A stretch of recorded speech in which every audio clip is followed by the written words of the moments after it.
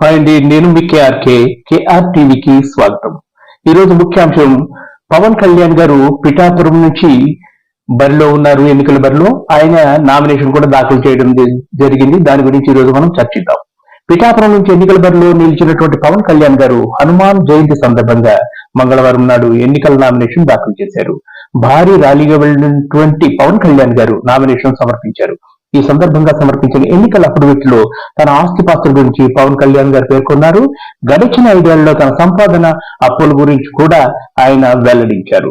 కార్యకర్తలతో కలిసి భారీగా వెళ్లినటువంటి పవన్ కళ్యాణ్ గారు ఆర్ఓకు నామినేషన్ పత్రాలు అందజేశారు. ఈ సందర్భంగా టీడీపీ లీడర్ ఎస్ఎన్ వర్మతో పాటుగా నాగబాబు పవన్ కళ్యాణ్ వెంట వెళ్లారు. నామినేషన్ సందర్భంగా ఎన్నికల అఫిడవిట్ సమర్పించిన పవన్ కళ్యాణ్ అందులో తన ఆస్తిపాస్తుల గురించి ప్రస్తావించారు. గత 5 ఏళ్ల తాలూకు ఆదాయము, అప్పులు, చెల్లించిన పన్నులు వివరాలను పవన్ కళ్యాణ్ ఎన్నికల అఫిడవిట్ లో పేర్కొన్నారు. నెల్లూరులో 10వ తరగతి వరకే పూర్తి చేసినట్లు కూడా అఫిడవిట్ లో పేర్కొనడం జరిగింది. మరోవైపు గడచిన 5 ఏళ్లలో పవన్ కళ్యాణ్ ఆస్తులు సుమారు 191% పెరిగినట్లుగా కూడా అఫిడవిట్ లో పొందుపరచడం జరిగింది. తన పేరు, తన కుటుంబ సభ్యుల పేరు మీద 163 కోట్ల విలువైనటువంటి ఆస్తులు ఉన్నట్లు పవన్ కళ్యాణ్ పేర్కొన్నారు. గత ఎన్నికలు అంటే 2019 ఎన్నికల సమయంలో సమర్పించిన ఎన్నికల అఫిడవిట్ లో పవన్ కళ్యాణ్ కు తనకు 56 కోట్ల విలువైన ఆస్తులు ఉన్నట్లు వెల్లడించారు. తన భార్య అన్నా లెజినోవా పేరు మీద ఉన్నటువంటి కోటి విలువైన ఆస్తితో పాటు 46 కోట్ల విలువైనటువంటి చరాస్తులు ఉన్నట్లు కూడా పవన్ కళ్యాణ్ గారు ఎన్నికల అఫిడవిట్ లో పేర్కొన్నారు. అలాగే 14 కోట్ల విలువైనటువంటి కార్లు, బైకులు ఉన్నట్టు కూడా తెలియజేశారు. తన వద్ద హార్లీ డేవిడ్సన్ బైకు, బెంజ్ మేన్ వ్యాచ్, 5.4 కోట్ల విలువైనటువంటి రేంజ్ రోవర్ స్పోర్ట్స్ కారు, 2.3 కోట్ల విలువైనటువంటి టయోటా క్రూజర్ కార్లు ఉన్నట్టు కూడా ఆయన పేర్కొనడం జరిగింది. ఇకపోతే తన కుటుంబానికి జర్నాడ, మంగళగిరి, జూబ్లీ హిల్స్ లో 118 కోట్ల స్థిరాస్తులు ఉన్నట్లు తెలిపారు. తనపై 8 క్రిమినల్ కేసులు ఉన్నట్లు కూడా ఆయన తన అఫిడవిట్ లో పేర్కొనడం జరిగింది. 5 ఏళ్లలో పవన్ కళ్యాణ్ ఆదాయము 114.76 కోట్లుగా కూడా పేర్కొన్నారు. ఆదాయం పన్ను 47.07 కోట్లు చెల్లించినట్లుగా అందులో ఉంది. జిఎస్టి 26.84 కోట్లు చెల్లించారు. మొత్తంగా 73.92 కోట్ల రూపాయల పన్నులు ప్రభుత్వానికి చెల్లించినట్లు పవన్ కళ్యాణ్ గారు తన అఫిడవిట్ లో పేర్కొన్నారు. ఇక అప్పుల సంగతికి వస్తే ఆయనకు 64.26 కోట్ల అప్పులు ఉన్నట్లు పేర్కొన్నారు.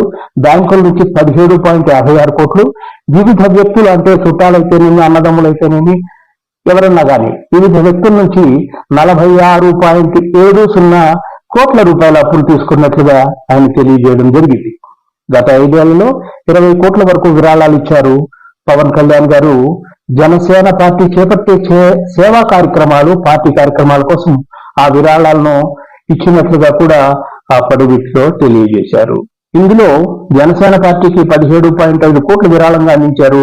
జనసేన చేపట్టినటువంటి కౌలు రైతు భరోసా, క్రియాశీలక కార్యకర్తల ప్రమాద బీమా లాంటి కార్యక్రమాలకు కూడా ఈ విరాళాలను అందించారు.